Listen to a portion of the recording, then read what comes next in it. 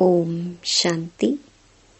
18 दिसंबर 2023। बाबा के महावाक्य। मीठे बच्चे, आत्मा और परमात्मा का मिलन ही सच्चा सच्चा संगम अथवा कुंभ है। इसी मिलन से तुम पावन बनते हो। यादगार में फिर वह मेला मनाते हैं। प्रश्न: तुम बच्चों में किस बात की बहुत बहुत सयानप चाहिए?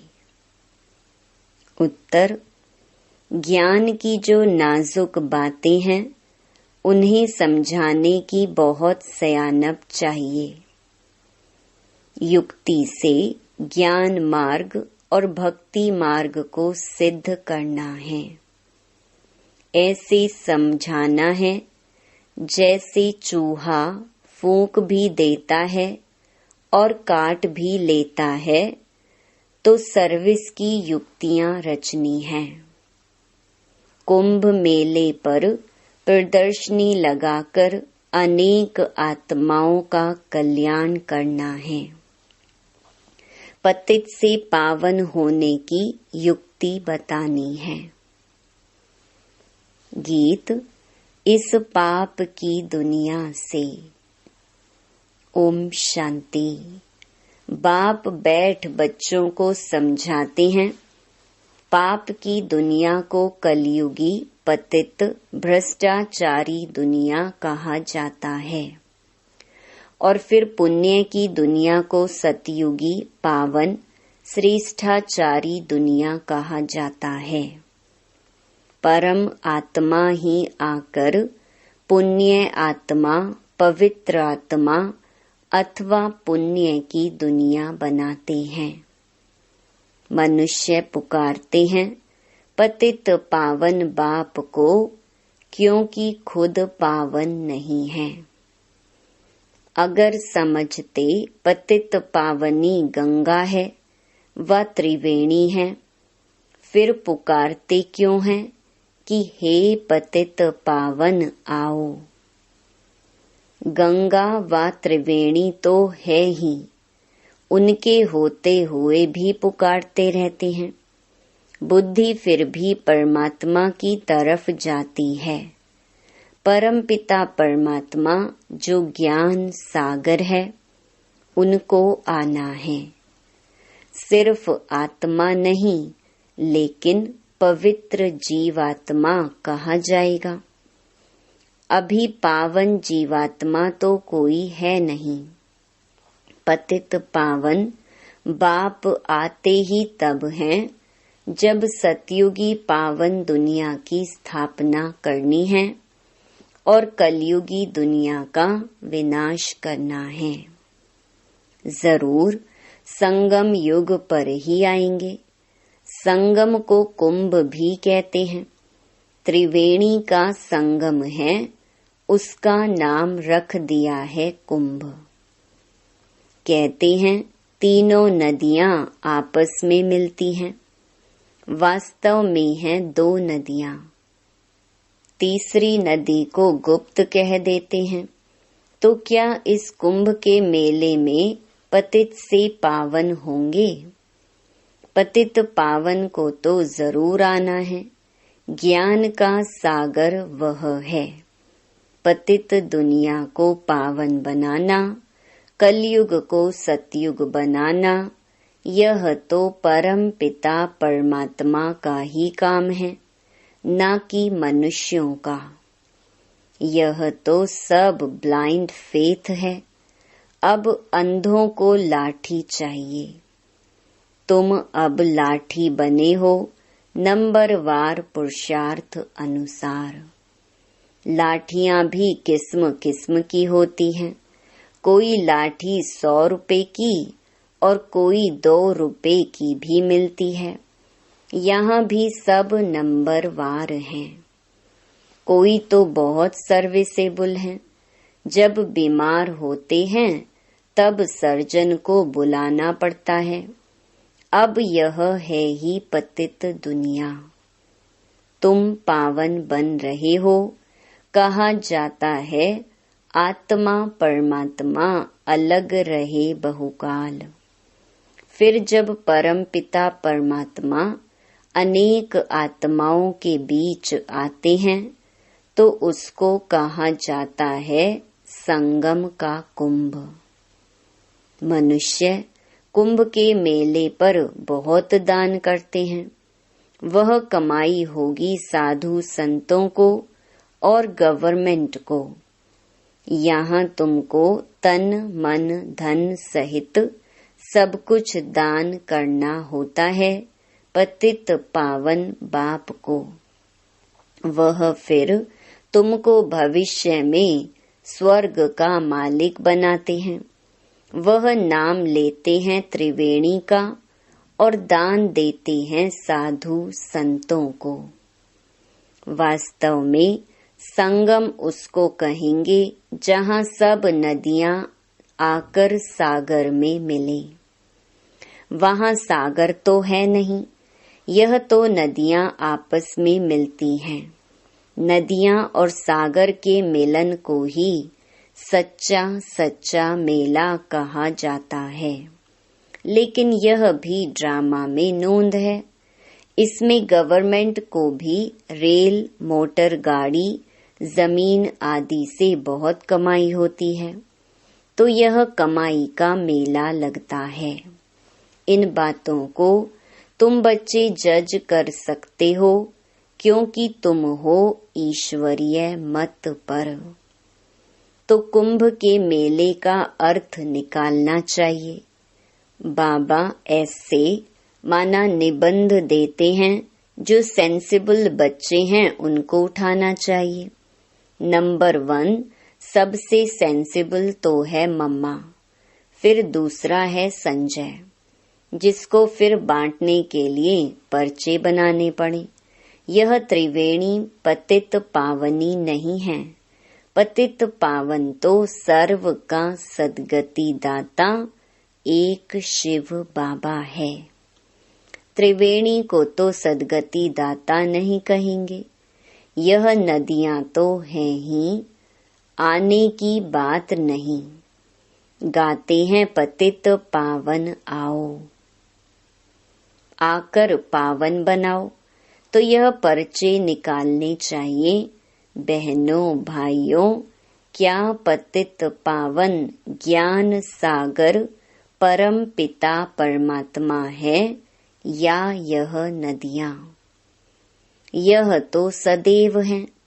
परमात्मा को तो पुकारा जाता है आने के लिए। वास्तव में पतित पावन तो एक परमात्मा है। आत्माएं और परमात्मा अलग रहे बहुकाल। सुंदर मेला लग गया जब सतगुरु मिला दलाल। वही सतगुरु आकर सबको सद्गति दे वापस ले जाते हैं। ज्ञान स्नान तो वास्तव में परम पिता परमात्मा से करना चाहिए। पावन दुनिया की स्थापना परम पिता परमात्मा कराते हैं। तुम उसे जानते नहीं हो। भारत जब श्रेष्ठाचारी था तब उसमें देही अभिमानी देवताएं रहते थे। उसे शिवालय कहा जाता है। अब कुंभ पर जाकर बच्चों को प्रदर्शनी लगानी चाहिए समझाने के लिए। समझाना है पतित पावन एक बाप है। वह कहते हैं मैं आता ही तब हूँ जब पतित से पावन बनाना होता है। तो प्रतिज्ञा करनी पड़े। रक्षाबंधन भगवान से तल्लुक संबंध रखता है, न कि साधु संतों से। प्रतिज्ञा परमपिता परमात्मा से की जाती है, न कि त्रिवेणी से। हे बाबा, हम आपकी श्रीमत से पावन बनने के लिए प्रतिज्ञा करते हैं। बाप भी कहते हैं मैं तुमको पावन दुनिया का मालिक बनाऊंगा। यह हैं बाबा के इशारे। इसमें सर्विस करने वाले बहुत तीखे चाहिए। चित्र भी और बनाने पड़े। इसके लिए अच्छा मंडप लेना पड़े। तुम्हारे दुश्मन भी बहुत निकलेंगे। कोई समय आग भी लगाने में देरी नहीं करेंगे। किसको झगड़ा करना होता है तो गाली देने लग पड़ते हैं। तुमको तो निरहंकारी बन साइलेंस में रहना पड़े। ब्रह्मा कुमारियां मशहूर तो हो गई हैं। पर्चे आदि जरूर बांटने हैं। कुंभ के मेले का खास महत्व रखते हैं। वास्तव में महत्व अभी का है। यह भी ड्रामा का खेल है। वहां से भी कोई का कल्याण हो सकता है, परंतु मेहनत लगती है। कांटों को फूल बनाने में मेहनत लगती है। कुंभ के मेले में प्रदर्शनी करने में भी हिम्मत चाहिए। जान पहचान चाहिए जो कोई विघ्न ना पड़े। तुमको सिद्ध करना है कि पतित पावन कौन है। मनुष्य पावन दुनिया स्वर्ग को याद भी करते हैं। कोई मरता है तो कहेंगे फलाना स्वर्गवासी हुआ। वहां तो बहुत माल ठाल होते हैं। वहां से फिर यहाँ बुलाकर खिलाते क्यों हो। तुम श्रीनाथ के मंदिर में देखेंगे कितने माल बनते हैं। अब श्रीनाथपुरी और जगन्नाथपुरी वास्तव में है एक ही बात, परंतु वहां श्रीनाथ द्वारे में देखेंगे तो बहुत वैभव बनते हैं और जगन्नाथपुरी में सिर्फ फीके चावल का भोग लगता है। घी आदि कुछ नहीं पड़ता। यह फर्क बताते हैं। गोरा है तो ऐसे माल और सांवरा है तो यह सूखा चावल। राज बड़ा अच्छा है। यह बाप बैठ समझाते हैं। श्रीनाथ द्वारे में इतना भोग लगाते हैं तो फिर पुजारी लोग दुकान में बेचते भी हैं। उन्हों की कमाई का आधार भी उस पर है। मिलता मुफ्त में है फिर कमाते हैं। तो देखो कितनी अंधश्रद्धा की बातें हैं। यह है भक्ति मार्ग। ज्ञान मार्ग सद्गति मार्ग है। गंगा स्नान से थोड़े ही सद्गति होती है। बड़ा युक्ति से समझाना है। जैसे चूहा फूंक देकर काटता है। बड़ी ही सियानप चाहिए समझने और फिर समझाने की। कितनी नाजुक बातें हैं। मनुष्य कहते हैं कि हे परम पिता परमात्मा, तुम्हारी गतमत तुम ही जानो। इसका अर्थ तो समझते ही नहीं। तुम्हारी श्रीमत से जो सद्गति मिलती है वह तुम ही कर सकते हो और कोई कर न सके। सर्व का सद्गति दाता एक है। सर्व अक्षर जरूर डालना है। समझाया बहुत जाता है, परंतु समझने वाले तो बहुत थोड़े निकलते हैं। प्रजा तो बहुत बनती रहती है। मनुष्य खुदा के नाम पर बहुत दान पुण्य करते हैं तो एक जन्म के लिए फल मिल जाता है। यहाँ तो 21 जन्म के लिए मिलता है। ईश्वर अर्थ दान करने से ताकत मिलती है। यह ईश्वर को जानते ही नहीं तो ताकत ही नहीं रही है। हिंदुओं के गुरु गोसाई तो ढेर हैं। क्रिश्चियन का देखेंगे तो एक है। एक का कितना रिगार्ड है। रिलीजन इज माइट कहा जाता है। अभी तुमने रिलीजन को समझा है तो कितनी ताकत मिलती है। बाबा कहते हैं, बच्चे सबको यही वशीकरण मंत्र दो। बच्चों को बाप कहते हैं, तुम जहाँ से आए हो उसे याद करो तो अंतमति सुगति हो जाएगी। बाप को याद करने से ही पावन बन सकते हो। पाप दग्ध होंगे। बाप और वर्षे को याद करना है, जिससे सारा चक्र बुद्धि में आ जाता है। गृहस्थ व्यवहार में रहते देह के सर्व संबंधों से बुद्धि निकाल बाप के साथ जोड़ने का पुरुषार्थ करना है, जो फिर अंत समय भी वही याद पड़े। और कोई की याद पड़ी तो सजा खानी पड़ेगी और पद भी कम हो जाएगा। तो वास्तव में कुंभ कल्प के संगम को कहा जाता है, जब आत्माएं और परमात्मा मिलते हैं। परमात्मा ही आकर राजयोग सिखाते हैं, वह है पुनर्जन्म रहित। परंतु बच्चे भी समझते नहीं हैं। श्रीमत पर चलते नहीं तो बेड़ा पार कैसे हो। बेड़ा पार होना माना राजाई पद पाना। श्रीमत से ही राजाई मिलती है। श्रीमत पर नहीं चलते तो आखरीन खत्म हो जाते हैं। सजनियां साथ में वह चलेंगी जिसका दीपक जगा हुआ होगा।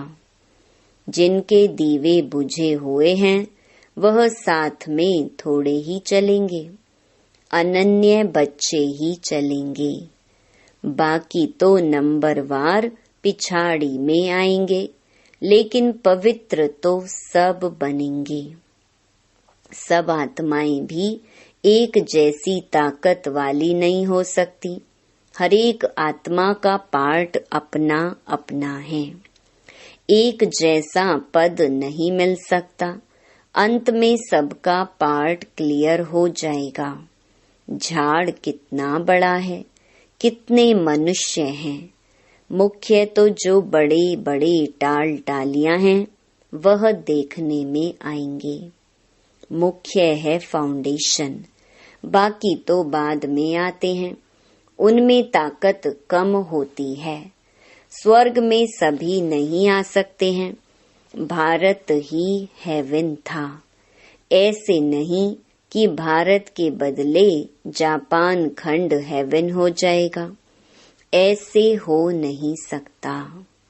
अच्छा, मीठे मीठे बाप दादा व मात पिता के लाडले सिकी लधे ज्ञान सितारे बच्चों को याद प्यार और गुड मॉर्निंग। रूहानी बाप की रूहानी बच्चों को नमस्ते। रात्रि क्लास 24 अप्रैल 1968। बच्चों को समझाया गया है और धर्म स्थापक कोई सभी का कल्याण नहीं कर सकते हैं। वह आते हैं, सभी को ले आते हैं। जो लिबरेट कर गाइड करते हैं उनका ही गायन है। वह भारत में ही आते हैं, तो भारत सभी से ऊंच देश ठहरा। भारत की बहुत महिमा करनी है। बाप ही आकर सर्व की सद्गति करते हैं, तब ही शांति होती है। विश्व में शांति थी सृष्टि के आदि में।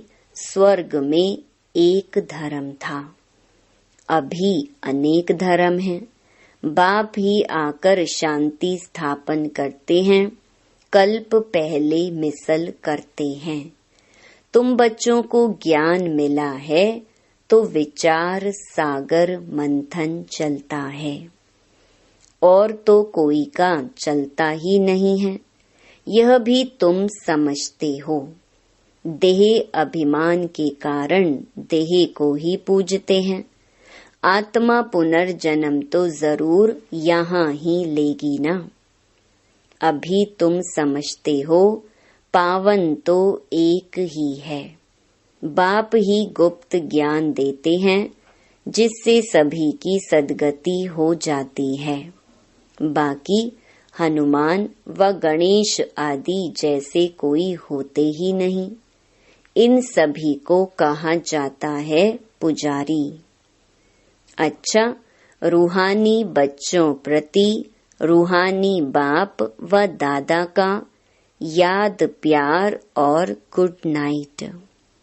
रूहानी बच्चों को रूहानी बाप की नमस्ते। धारणा के लिए मुख्य सार। पहला, सजाओं से बचने के लिए देह के सर्व संबंधों से बुद्धि योग निकाल एक बाप से बुद्धि योग जोड़ना है। अंत समय में बाप के सिवाय कोई याद न आए।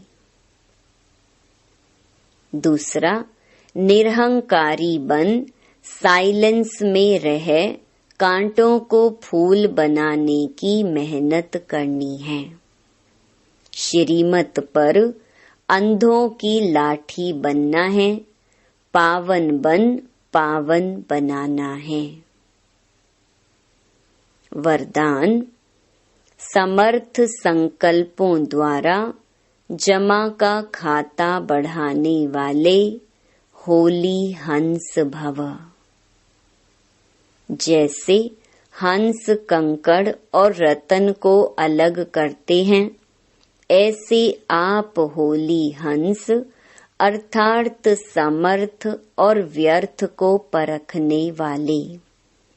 जैसे हंस कभी कंकड़ को चुग नहीं सकते, अलग करके रख देते, छोड़ देते, ग्रहण नहीं करते, ऐसे आप होली हंस व्यर्थ को छोड़ समर्थ संकल्पों को धारण करते हो।